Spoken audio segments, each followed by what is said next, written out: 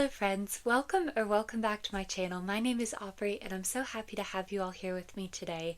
So I'm very sorry we didn't have a video last week. As you can probably tell if you did not see my community post, I've been very under the weather. I got something during all of the Christmas holiday festivities, as did my mom and my aunt. And my cousin hasn't been feeling great, but she's been doing better than the rest of us. Um, but so I apologize if I look really tired. I'm still not feeling well, but it is time for my December book haul, and I do have quite a lot to get through, so we are just going to power through this. So as always, I do go through the books based on where I got them, and we're going to start with some books that I actually received as gifts. So my birthday is on December 10th, and my brother's is on December 8th. And then of course there was Christmas. So I did get a few books for my birthday and Christmas. So we'll go through those first, and then we'll get into all of the ones that I actually bought myself. So first, I want to show you two books that I got for my birthday. The first one is from my brother. So he got me Artemis Fowl, The Time Paradox by Eoin Colfer. I'm not sure if that's how you say this author's name. I've never really known how to pronounce it, so I'm sorry if that's incorrect. But Artemis Fowl was one of my favorite series when I was a kid, and I never actually finished the series. I only read the first 3 or 4 books. And this is book...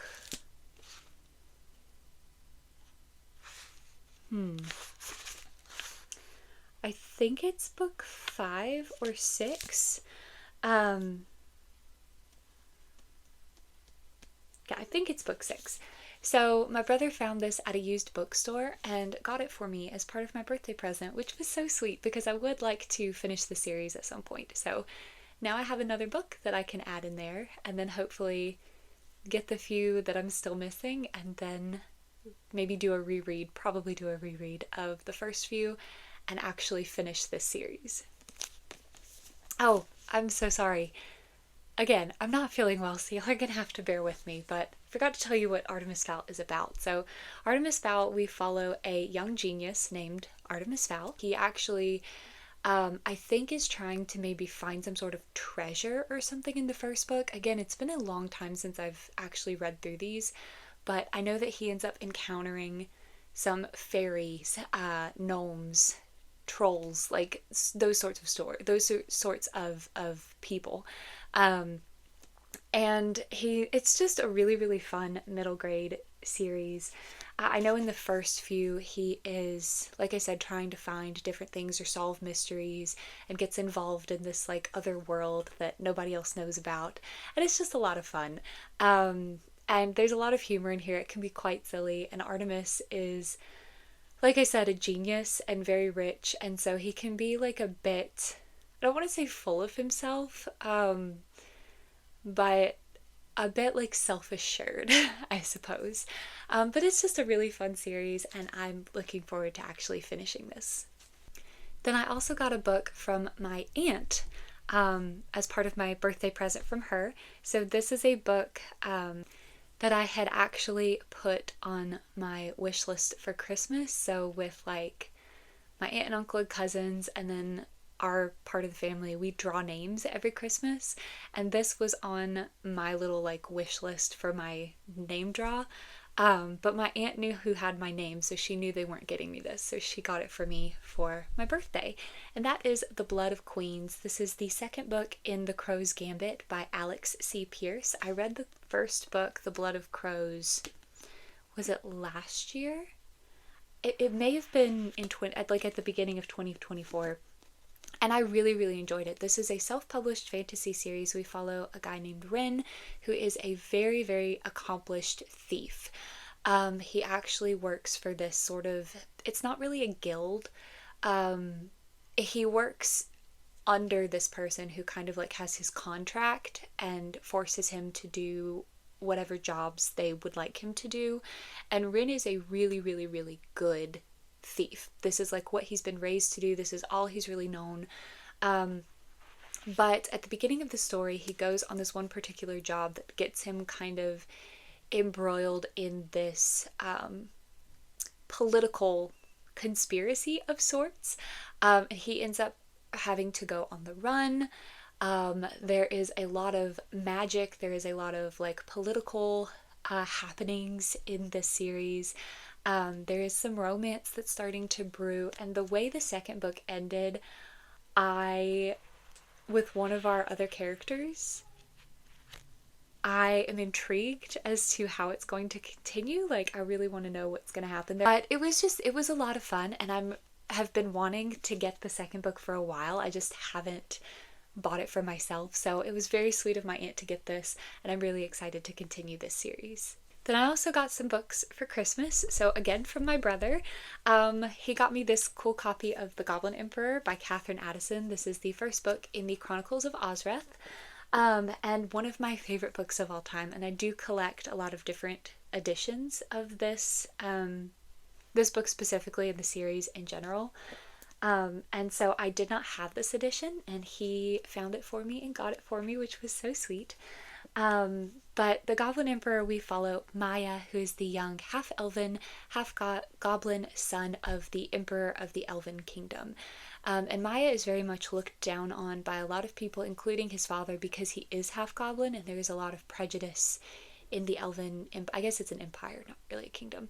There's a lot of prejudice in the Elven Empire against goblins, and Maya was the product of a political union between his dad and his mom after his dad's first wife had passed away. So Maya has been like living in isolation away from court, being raised by a cousin who is very cruel to him ever since his mother died.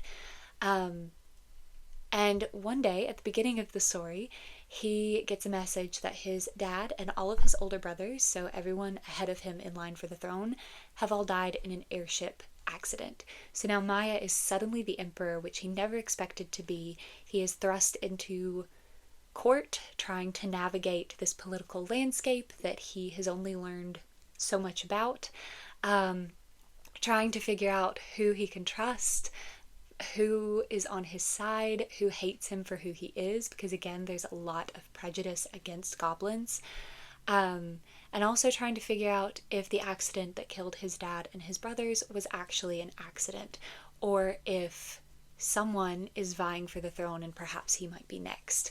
So it's really, really good, very, very close character-focused political fantasy. I love it so much. I love Maya. He is so wonderful and precious, and it was just very sweet of my brother to get me this, knowing that I collect different editions of this book. So now I can add this one to my collection. Then my mom surprised me with this beautiful box set of the illustrated deluxe editions of the Lord of the Rings series by J.R.R. Tolkien. I'll show you each side of the box. Has a little symbol on it, and then the back. So these editions are gorgeous. They're illustrated by Alan Lee, who is one of my favorite Tolkien illustrators. The inside of the box, I don't know how well it's going to show up on camera, but it's Mount Doom. It's so much more vibrant and beautiful in person. Like, the camera just does not do it justice. So I almost cried when I opened these. They're so beautiful.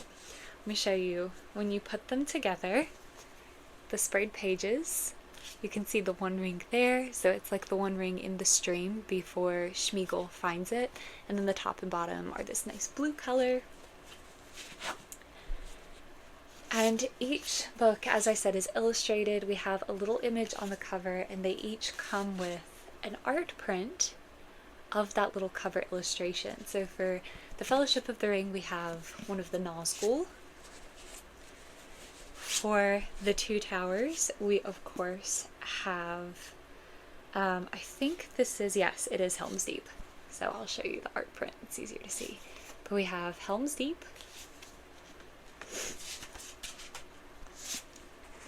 And then for the third one, we have the attack on Gondor that you can see there. But they're so pretty. I have not yet gone through and looked at all of the illustrations. I have of course read The Lord of the Rings before, but I do plan on going through and looking at each of Alan Lee's illustrations in these editions. And it's just beautiful. One of my goals is to collect all of the editions of The Lord of the Rings that I possibly can, and this just was such a wonderful, very, very sweet and thoughtful present. Um, yeah, so it's just, they're so beautiful. My mom is amazing, and these are wonderful. And then the last two books that I received as gifts I actually got from my dad and my stepmom. So the first one is the Merriam-Webster's Chinese to English Dictionary. I am learning Chinese, and my stepmother is actually from Costa Rica, so her first language was Spanish. And so she is always very interested in people learning new languages. So she got me this little Chinese to English dictionary to help me as I'm learning Chinese. And it's nice because the first half has the words in Chinese with an English translation, and then the second half actually has words in English with a Chinese translation. So this way, if you are reading something in Chinese, don't recognize the word, you can look that up. But also, if you are trying to communicate with someone and you are not sure of the word in Mandarin or in Chinese, you can look it up in English and see what word you would need to use. So that was very nice. And then my dad got me map reading and land navigation. This is like a U.S. Army field manual that's been kind of redone for civilians. My dad was actually in the 82nd Airborne, so he was in the Army. And this is about like just what it says. Reading maps, navigating when you are out in the wilderness on your own. So kind of just like a reference book for if you, are out camping or hiking or you get lost somewhere. So pretty cool. He got one for my brother as well. That's pretty neat. Okay, so now we're going to go through all of the books that I bought myself that either I bought in December or arrived in December, and as I said, there are quite a few. A lot of different things came in this past month. So I do have a few Kickstarters that I want to show you. The first one is the Magnus Archives role-playing game by Monty Cook Games.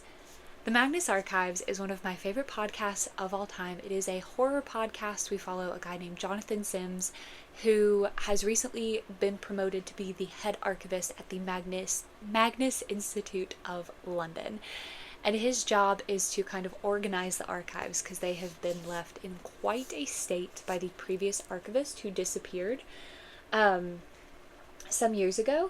And so John and his assistants are trying to put these statements in order, because what the Magnus Institute does is it investigates interactions with the supernatural, and part of their job is to collect statements from people who have had these different supernatural encounters.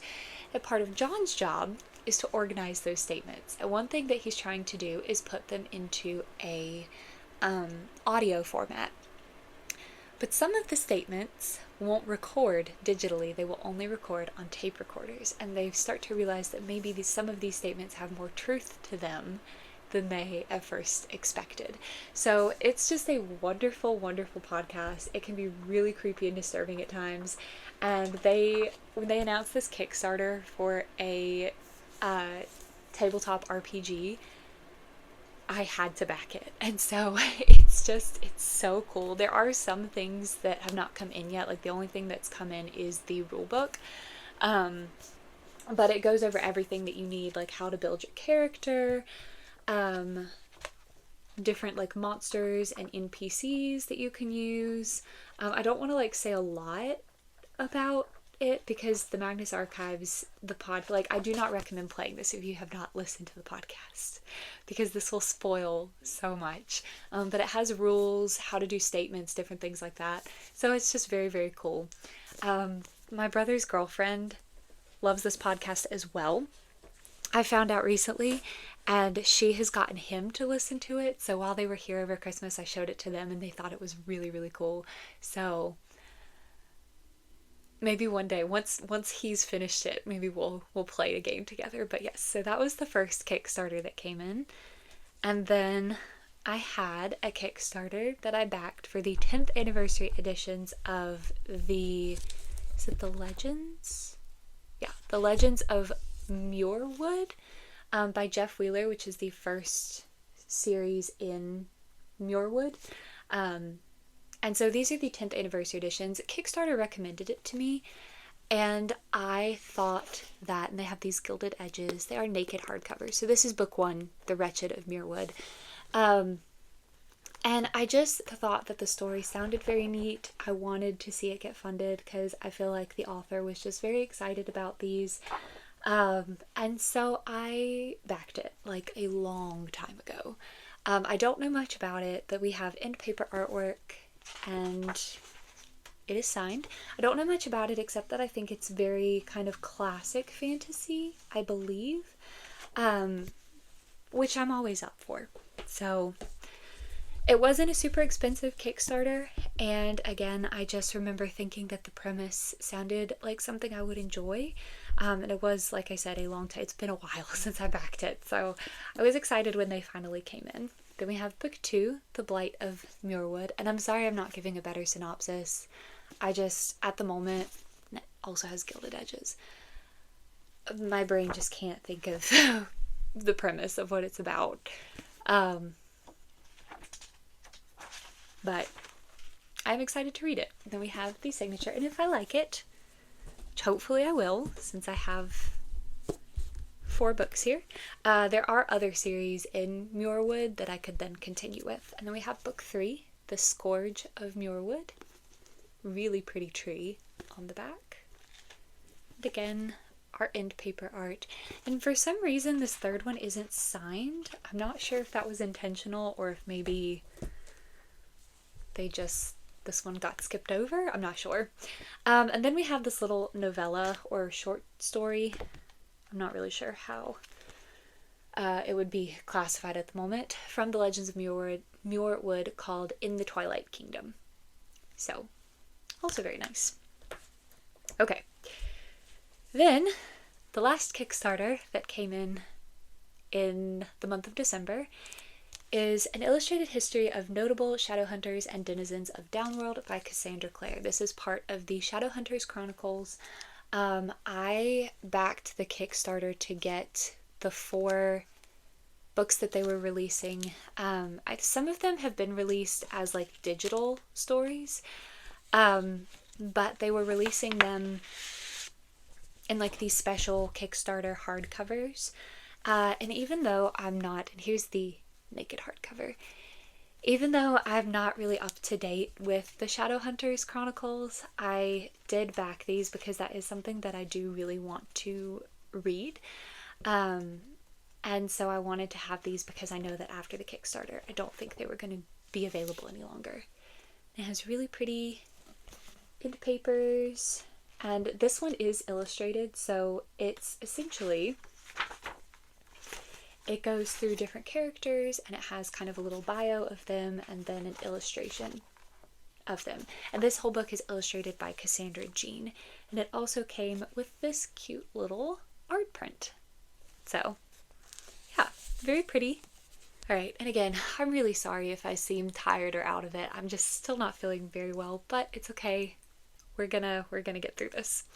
So I did get 1 book from Amazon in December, which I had pre-ordered ages ago, like as soon as it was announced. It was actually, I think, on sale on Amazon. It was like cheaper there than other places to pre-order. And that is book 1 of Heaven Official's Blessing, or Tianguan Sifu by Mo Xiang Tongshu. So this is the new deluxe hardcover edition. If you've been around on my channel, you might know that I love Heaven Official's Blessing so much. So when these deluxe hardcovers were announced, I jumped on them. There's actually volume 2 is also in this haul, you'll see later. But they had first just announced the first 3, and so I had pre-ordered those. And we have really pretty sprayed edges with Xilian dressed as a bride. And then the top and the bottom. It's so pretty. Okay. And then the naked hardcover. But they've also now announced 4 and 5, or 4, 5, and 6. I don't remember, but I've pre-ordered those as well. And then the end paper artwork, which interestingly enough, the end paper artwork is actually the same artwork. So when they released volume 8 of the original paperbacks, which is the final volume, they also, in addition to the standard edition, they had a special edition which came with some extra goodies. And one of the things it came with was a little notebook that actually the cover is this artwork, which I thought was quite interesting. And the back artwork is the back end papers have the same illustration. And then in case you want to see the hardcover illustration just laid all the way out, it's so pretty. Look at them on the little ox cart. Oh gosh. And this is still the same as the paperbacks as far as the artwork that is contained within, and all of the contents are the same. It's just that it has this new art on the dust jacket and the hardback and the sprayed edges. And then if you didn't get the special edition of volume 8, you didn't get that notebook, then the end paper art would be new as well. But it's just so beautiful. So Heaven Official's Blessing, we follow Shilian, who is a god who has lost his godhood. So this is a Danmei. It is translated from Chinese. But Shilian has basically been wandering the mortal world for like 800 years. Has had really, really bad luck. Just lots of terrible things have happened to him. And then one day he reascends to the heavenly realm, and finds that he has become the god of scrap collecting. And so he has now become a god again. He's trying to navigate his relationships with the other people who are in the heavenly realm, who he has like a very bad reputation with them. He's kind of like a laughingstock amongst them. So he's trying to navigate that. He's trying to get back into this role of being a god, and then solve different supernatural cases, get believers, different things like that. And then one day he meets a young man who is possibly one of the great calamities, Hua Chang, Crimson Rain Flower, the scourge of the heavens, who everyone is terrified of. But Shilian and this young man have an instant connection, and we kind of go there from there. That's a very, very simplified explanation of this story. There's so much to it, but I don't want to get into all of it because I could be here forever. But it's so good. I love it so much, and I'm so pleased with how these deluxe hardcovers are coming out. Like, they look amazing. Okay, then I had some books come in from Barnes & Noble. So first, this one actually didn't come in December. It came in months ago, but I actually had ordered 2 copies because one of them was part of my Christmas present for my baby cousin. He turns 2 in March, and for last Christmas, his first Christmas, I got him a copy of the book Night Owl by Christopher Denise. And this year, the sequel came out, Night Owl and Early Bird. And this is one of Theo, that's my cousin, this is one of his favorite books, the first one. So I actually got him a copy of Night Owl and then a plushie, or I got him a copy of Night Owl and Early Bird, which is the sequel, and a plushie of Night Owl from Barnes & Noble as well for Christmas. And he was so excited, he loved it. So this is just a really, really cute little children's book. The first one, we follow this little owl who wants to become a knight. That is all that he's ever wanted. And so he goes to train and become a knight, but they have a bit of a dragon problem. This dragon is showing up and, wreaking havoc. And so our little tiny owl is determined to be a knight and to do something about this dragon. And it is just the cutest book, and Theo loves it and I love it. So I did get him a copy of this as well for Christmas. So I didn't want to share this in case my cousin happens upon this video, his mom, and saw it, because I wanted it to be a surprise for her as well. But they were all very excited and loved the plushie too. Then from Barnes & Noble, I also got the My Happy Marriage art book by Rito Kosaka, who is the illustrator or creator who does all of the illustrations for the My Happy Marriage manga. So they're adapting the light novels into the manga. So this is an art book that came out for the series My Happy Marriage. It is so beautiful. Now, I will admit, I have not started reading My Happy Marriage yet. But based on everything that I know about it, I am confident I'm going to love it. And these art books don't always stay available forever. So I wanted to make sure that I got a copy. And it's beautiful. It's so pretty. My Happy Marriage has some of the prettiest art that I think I've ever seen in a manga. And I'm just very excited to get into this series. I do plan on starting it this year, like this spring. I'm going to start reading the light novels.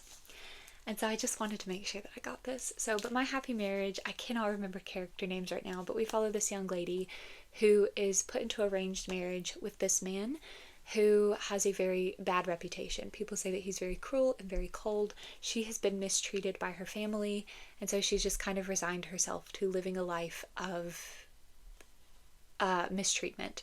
But when she goes to meet her new fiance slash husband, she realizes that maybe his reputation isn't very accurate. So it's very like Cinderella-esque in a way, kind of Beauty and the Beast-esque, I've heard, as far as the main couple's relationship. And I think I've heard so many people talk about how sweet and wonderful it is, and I'm very excited to try it. And that is a beautiful art book. Then I also received some books from Books A Million. So the first one was a pre-order, and that is Wind and Truth, Book 5 of the Stormlight Archive, which is one of the series in The Cosmere by Brandon Sanderson. Again, if you've been around for some of my previous videos, you know that I read Elantris in 2024, and am planning to continue The Cosmere. I loved Elantris so much, and this is the newest Cosmere book that has come out. Everyone has been excited for it. I was so sad that I couldn't like just read it and get on the like just join in with everyone who was planning to read this in December when it came out, because I am nowhere near caught up to read this. But I did want to go ahead and just pre-order it, since I am just collecting Cosmere books, so that as I read through them I will just have more to read available. And so I'm not sure exactly what the Stormlight Archive is about. I know that there's something about a war and magic. I have read the synopsis before, but like I said, right now I can't remember. But the Cosmere itself is this very, very large universe that Brandon Sanderson has created, that has different standalones and series that take place on these different planets or these different worlds within this universe.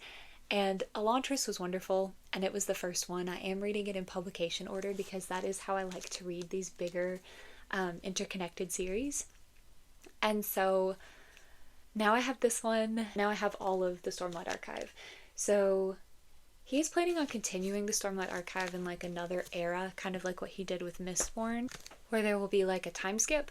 But this is the last one in this like first era for the Stormlight Archive. Okay, I'm gonna try to go through these a bit quicker because I'm flagging. Then from Books A Million, I also got volume 8 of Grandmaster of Demonic Cultivation, or Modao Zushi, the comic. So this is a manhwa adaptation of the novel series by Moshang Tongsho, and it's being adapted by Luo Di Chengqiu. So I have already read the novel series, very much enjoy it. And I'm just collecting the manhwa as they come out.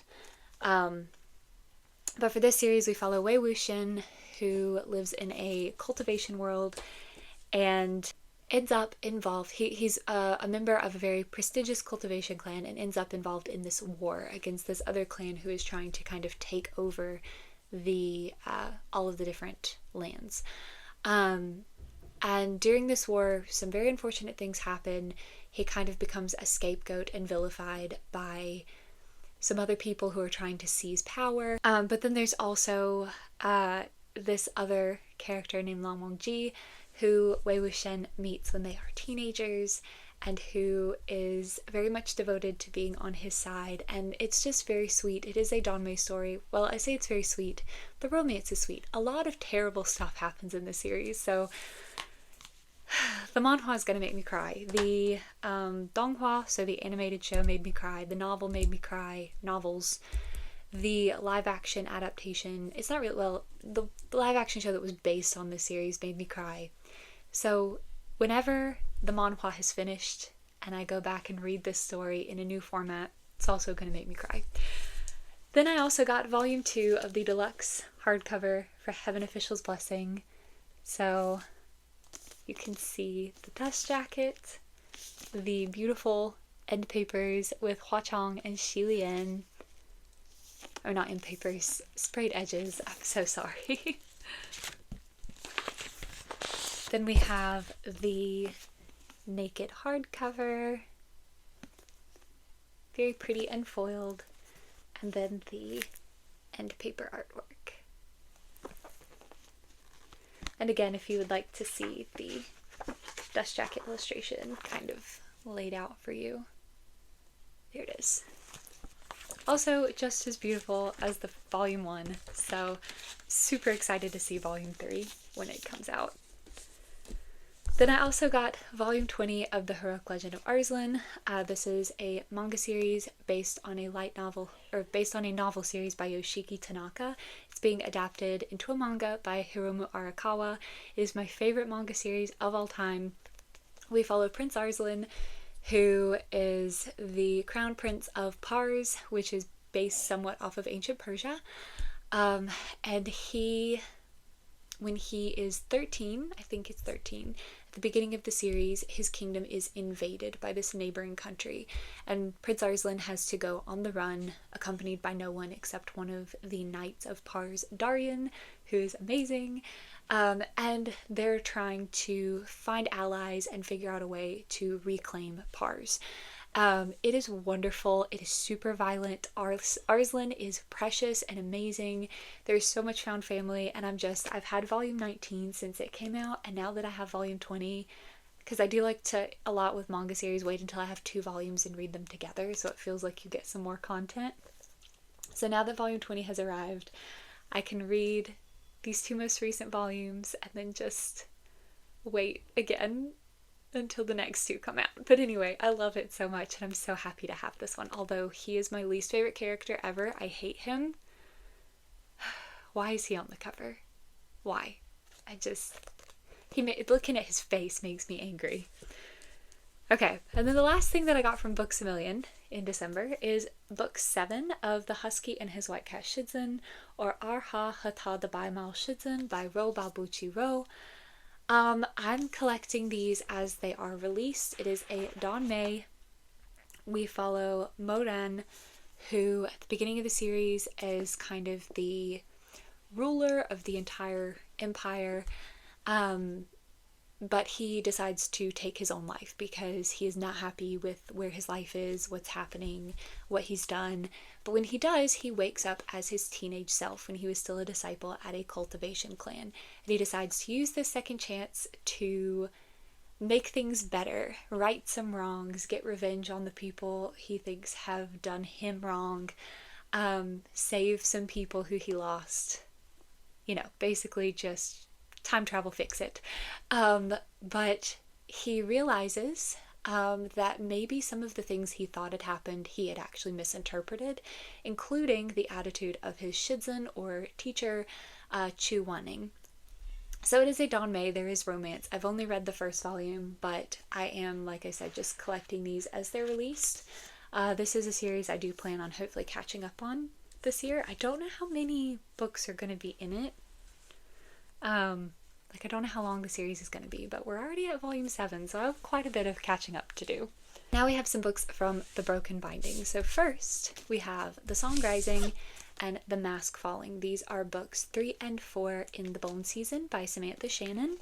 And these are the really pretty new covers that have come out, and then The Broken Binding did special editions. So they have beautiful sprayed edges, and it's orange on the top and bottom with a little ribbon bookmark. And then the naked hardcover looks like that. And then we have, again, very beautiful end papers, and they are signed. So I don't really remember a lot about what this is. I know that it's I think historical fantasy that takes place in maybe London, or maybe it's like alternate world, like alternate historical fantasy. I'm not sure right now off the top of my head, but I know that we have maybe some academia, we have magic, political shenanigans. That's really all I can remember right now. And I don't have the first book in hand to read the synopsis, and so I'm sorry, I'm gonna be lazy. I'm gonna just, you know what, I'm sick. I can be lazy if I want to be, and I'm not gonna go get it to read it. But here we have the naked hardback for the mask falling, and they do have these really cool quotes on the spine. I think they just look so nice. And then the end papers, and again, it is signed by the author. I have not started reading the Bone season yet, but sometimes with special editions, I mean, ideally, you would start reading it before the second set came out, but sometimes that just doesn't happen. And with special editions, like if you don't get them, you're never going to have a matching set. So there you go. That's why I have the third and fourth books as well, so that they'll match, because they're very pretty. Okay, then this next one is an edition of a book that I have already read. So this is Ascendant, which is the first book in Songs of Chaos by Michael R. Miller. I do have the standard paperback of this, which is self-published, but the Broken Binding has started this thing where they do these new indie endless editions, where they do special editions of indie books. And I really love Ascendant. This is really pretty, so I ordered one. So we have these really pretty sprayed edges, and it's black on the top and bottom. The back is just the continuation of the artwork. You can see Ash's wing there. And then the naked hardcover is gorgeous.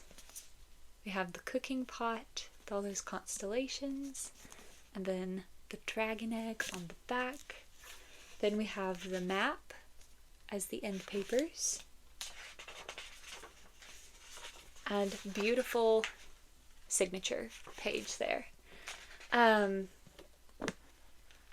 So Songs of Chaos, we follow Holt Cook, who is the son of the cook at this sort of fortress for dragon riders.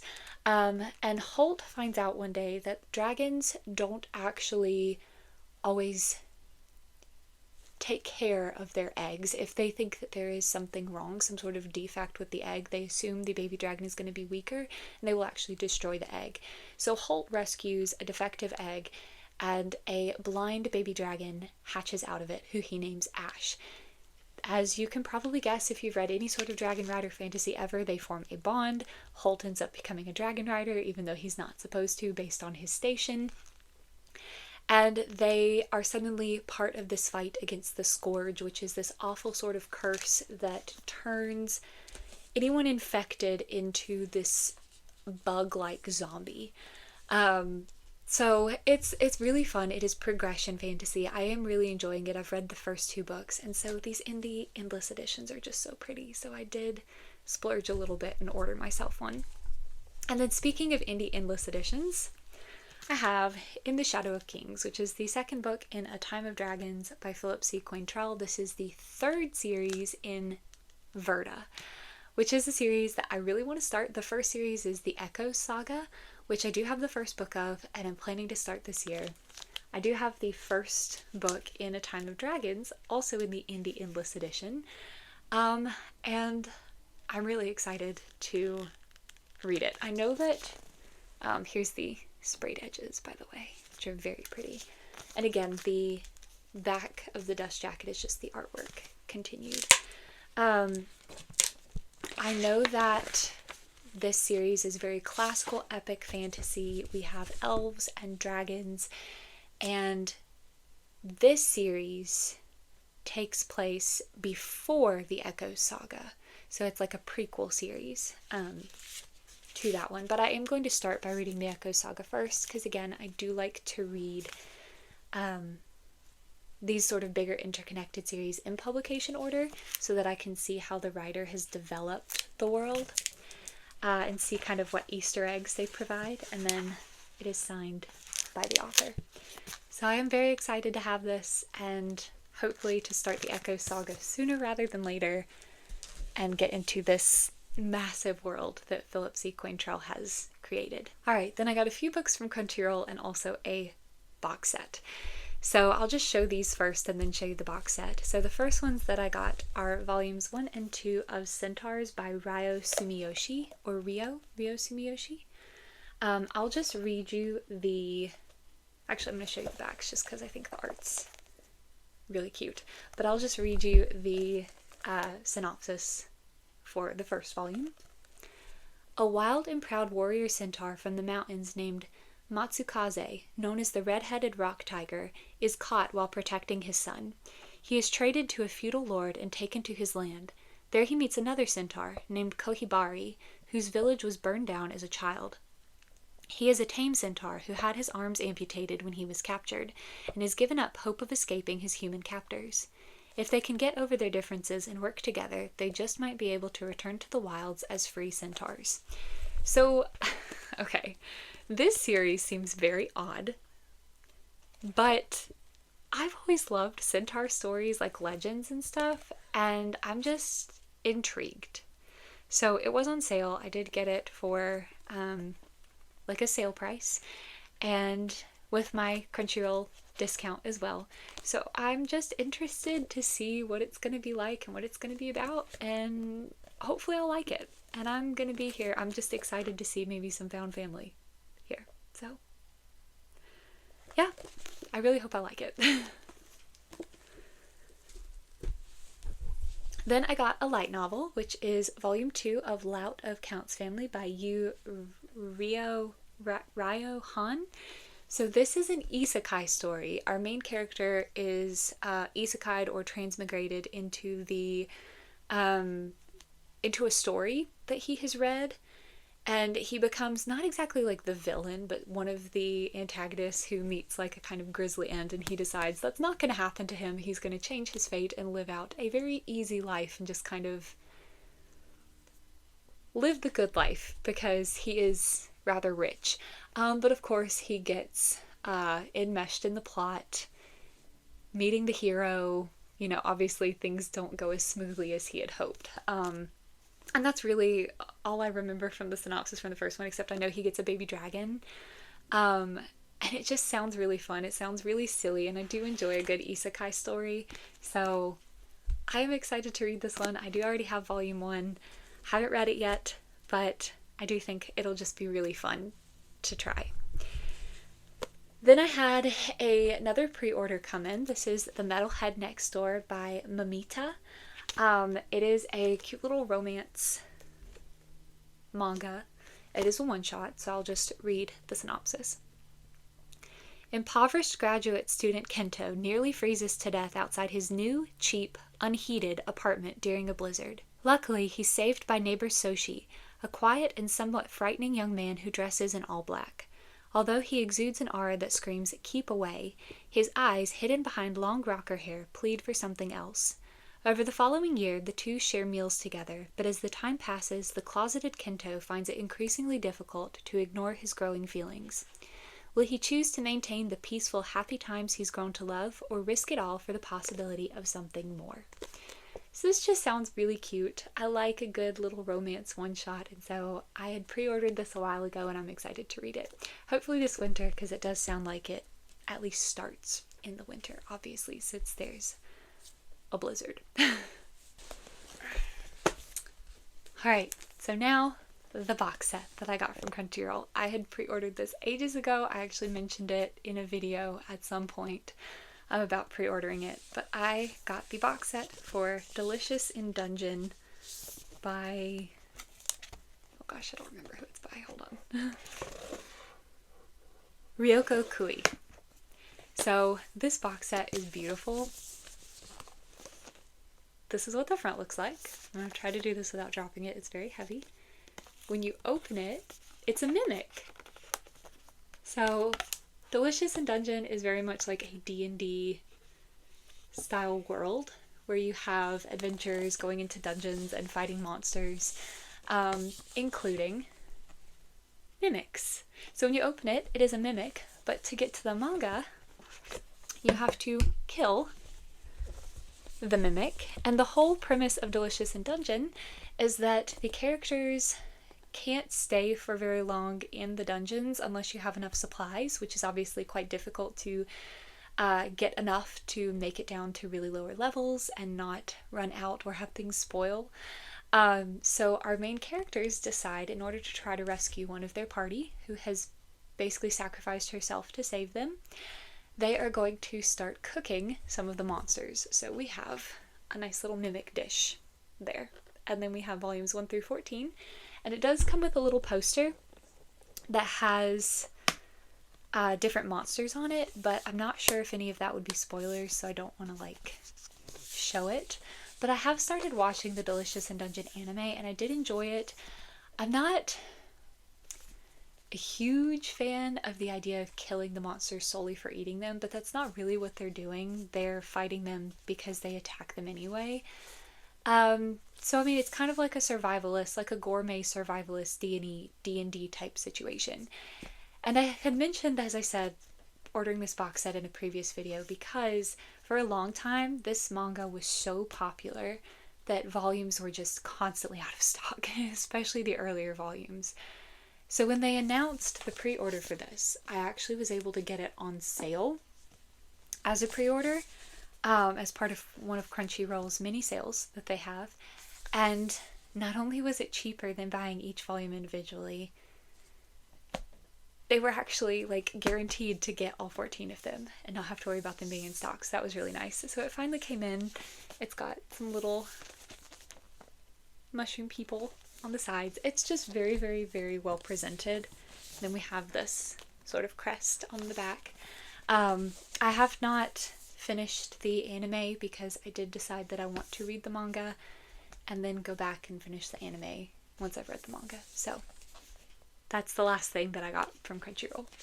Alright, then I also got another little children's book from Hobby Lobby because I was there looking for some things for one of my friend's one-year-old for her birthday party. And this book was just so cute. It's called The Wonderful Things You Will Be by Emily Winfield Martin, and I just thought it would be so cute to have a copy of to read to my baby cousin, his little brother when he arrives, if I have kids. It's just so cute. The back says, "This is the first time there's ever been you, so I wonder what wonderful things you will do." It's adorable. I read it in Hobby Lobby and I was like, I love this. So I had to just get a copy. Then I got 2 books from LitJoy Crate that came in December. The first one is The Darkest Part of the Forest. This is part of Elfheim by Holly Black. There's not a synopsis on this one, so I cannot read you a synopsis, but her Elfheim series, and it's got these gilded edges, is about like a world where there are fae, and these fae are very much like we are tricky, we will try to get you to do what we want you to do. They're not like cute little fairies. So I know that the first series is The Folk of the Air, which is very well loved by a lot of people and is someone that I would really, really like to read. So I did pre-order this when it was announced because it is illustrated. I'll show you maybe the first illustration. It is also signed by the author, and these editions are annotated. So they do have Holly Black's annotations that talk about different things that are happening and different ideas that she had, which I think is a really cool touch. I'm trying to see if I can find an illustration that won't be too spoilery. It looks like most of the illustrations are in the back, so I'm like kind of scared to show them to you. I don't know. This one's really cute. They're like at a dance of some sort. So I know that lots of people love The Folk of the Air, which again is the first series in this world. And it's one that I really want to read, and these editions are beautiful, so I did pre-order that. And it did come with art cards, which have the illustrations from the front and back end papers. And for some reason I got 2 for the front one, so that's interesting. I don't think that was intentional. I think that was maybe a mistake. And then the other book that arrived from Literally Crate is this beautiful copy of The Girl Who Fell Beneath the Sea by Axio. Again, both of these are naked hardcovers with lots of foiling. This one has some pretty sprayed edges. This is a book that has been on my want to read TBR for a long time. And Literally Crate's edition is just so pretty that I was like, you know what? This is the excuse I need to get a copy. So then we have the front end papers. It is signed, and we have the back end papers. And is this one? Yes, this one is annotated as well. So it does have the author's annotations. And I think it has some illustrations. It does. It also has some illustrations in it. So it's just so, so pretty. I know that this one has something to do with a girl who chooses to be sacrificed to the god of the sea, I think. Some sort of deity, place of her brother's fiance or lover or someone, so that they can be together. And she ends up finding herself in this new world, learning that there is more to this deity than meets the eye. That's really all I know. I've heard it described as being very Ghibli-esque, so very good for fans of Studio Ghibli, which I am a big fan of Studio Ghibli, so I'm really excited to read this one. Alright, we have 4 more books to go through, all of which are special editions. So the first one we have is The Nightmare Before Christmas by Sarah Rash. This is the first book in the Royals and Romance series, I think is what it's called. If that's wrong, I'll put the title down here, but I think it's called Royals and Romance. Oh, this is from Crate, I should say. The next 2 are from Crate. This is so pretty. It was part of their holiday box. I did just get the book only version because it was cheaper. But it's beautiful. And this is a book that I had wanted to read anyway, and again, this edition is just gorgeous, and it's got Halloween and Christmas, which are 2 of my favorite things. Then we have the reverse dust jacket art, which is so pretty. And we have cute little end papers. And it is signed by the author. And yes, the back end papers are the same as the front ones. Nicholas Cole Claus used to love Christmas, until his father, the reigning Santa, turned the holiday into a PR facade. Cole will do anything to escape the spectacle, including getting tangled in a drunken, supremely hot makeout session with a beautiful man behind a seedy bar one night. But the heir to Christmas is soon commanded to do his duty. He will marry his best friend, Iris, the Easter princess, and his brother's not-so-secret crush, a situation that has disaster written all over it. Things go from bad to worse when a rival arrives to challenge Cole for the princess's hand, and Cole comes face to face with his mysterious behind-the-bar hottie, Hex, the Prince of Halloween. It's a fake competition between 2 holiday princes who can't keep their hands off each other over a marriage of convenience that no one wants. And it all leads to one of the sweetest, sexiest, messiest, most delightfully unforgettable love stories of the year. It sounds so cute, and again, it has my 2 favorite holidays. It's so pretty. I'm so excited, and I'm so glad that Crate did this edition because it looks so much prettier in person than I was even expecting. So, and then speaking of pretty editions from Crate, we have The Teller of Small Fortunes by Julie Leong, or Leong. Oh my gosh, look at this cover. I do already have the standard paperback of this, but I did actually get invited to join Crate's adult book-only subscription for the month of December. And this was the book. And I had said in the video where I hauled the paperback that if I was invited to join, I was going to get this. And I was, so I did. And it's gorgeous. I mean, the standard paperback is also gorgeous, but then we have the reverse dust jacket, the naked hardcover, front end papers. It is signed by the author. And we have the back end papers, which I think are my favorite illustration. It's so cute. So I'm really excited to read this. So excited to read this. Tao is an immigrant fortune teller traveling between villages with just her trusty mule for company. She only tells small fortunes, whether it will hail next week, which boy the barmaid will kiss, when the cow will calve. She knows from bitter experience that big fortunes come with big consequences. Even if it's a lonely life, it's better than the one she left behind. But a small fortune unexpectedly becomes something more when a semi-reformed thief and an ex-mercenary recruit her into their desperate search for a lost child. Soon, they're joined by a baker with a need for adventure and, of course, a slightly magical cat. Tao sets down a new path with companions as big-hearted as her fortunes are small. But as she lowers her walls, the shadows of her past close in, and she'll have to decide whether to risk everything to preserve the family she never thought she could have. Again, so excited, and this edition is so gorgeous. Then I got one book from Page & Wick, which I had pre-ordered quite a while ago and arrived in December, and that is The Soul's Aspect. This is the first book in The Aspect by Mark Holloway. So I love the purples and pinks on this edition. I think it's beautiful. We have the sprayed edges. I'm not sure if it's focusing well. I'm sorry. Then the naked hardcover with some pretty silver foiling.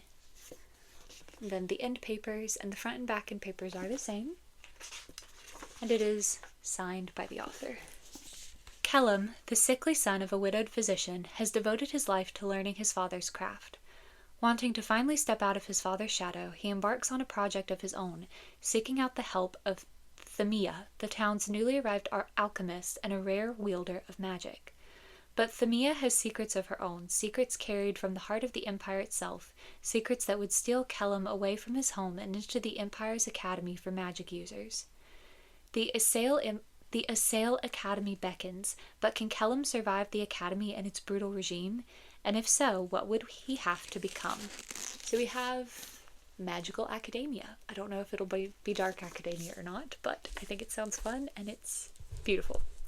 Then the last book for this haul comes from Rainbow Crate Book Box, and that is Dragon Falls, How to Tame a Husband, which is the first book in Dragon Falls by Davis Lavender.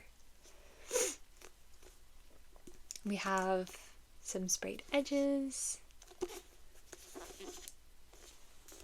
And then the naked hardcover is very cute. It's got pretty foiling on it. Then we have the end papers, which are actually the original self-published cover, I believe, cover art. And then it came with a signed book plate. An ordinary guy crashes into a cozy fantasy. Chaos ensues. How did I end up married to a dragon tamer? I guess you could say I fell into it. Down a bottomless ravine and into a strange world of fierce dragon-riding warriors. They think I'm their leader's missing son, and if they find out I'm Felix, a nobody from modern Krakow, I'm in trouble. Unfortunately, this missing guy had a husband, and now he's mine. Merrick is a grumpy, monosyllabic dragon wrangler who's instantly suspicious of me and my quirky charm. He doesn't like being in the same room as me, let alone the same bed. So if I want to get out of here, I'll have to learn to ride a dragon without falling off, and somehow convince Merrick I'm his long-lost love. Because, of course, I want to get out of here. At least, I think I do.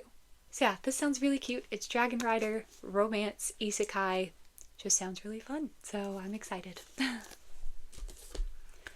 Alright, so those are all of the books that I got in the month of December. I had a lot of pre-orders come in, a lot of special editions, and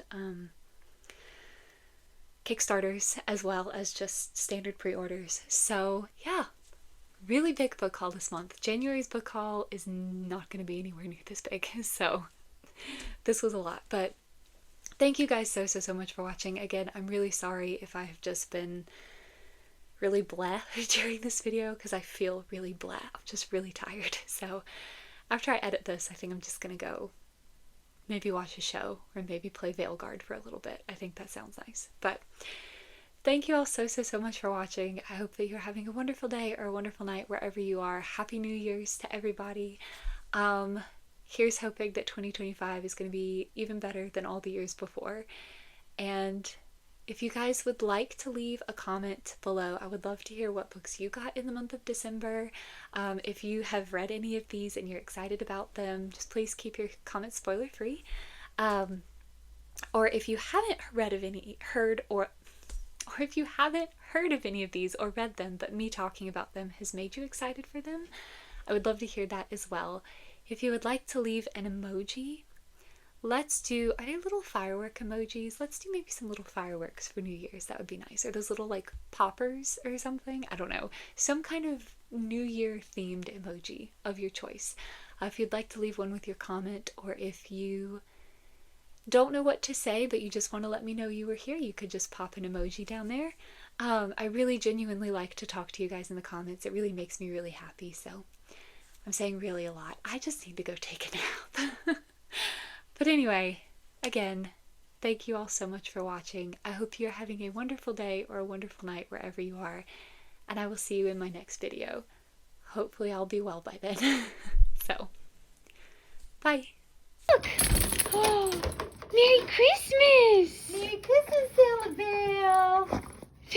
Oh! What you got? There she goes. Toy? There she goes. Boy. Oh boy! That's a Grogu. His name is Grogu. Do you care? No. Did she take him out? No, he's hooked in. He's like, they're like one piece, one thing. You gonna bite Grogu's face? Zella, come bring it. Bring it to Seth. Bring Seth the toy. She said, For no, your it's my toy. She just barks. When she's excited, Here, bring she it. just barks. She scares Bring people. I'm just swinging around. Zella, I'll throw it for you. Come here. Come here. Bring it to Sethy. Aw. She's like, you come chase me. Oh, there's a See, unicorn. Yeah. Yep. Uni goes everywhere. We find her all over the place.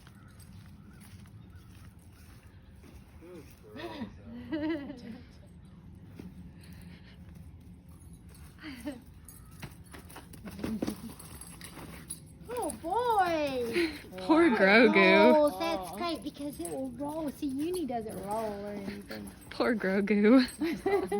Aw, yeah, Zella. Poor Grogu will have a rough life for a while.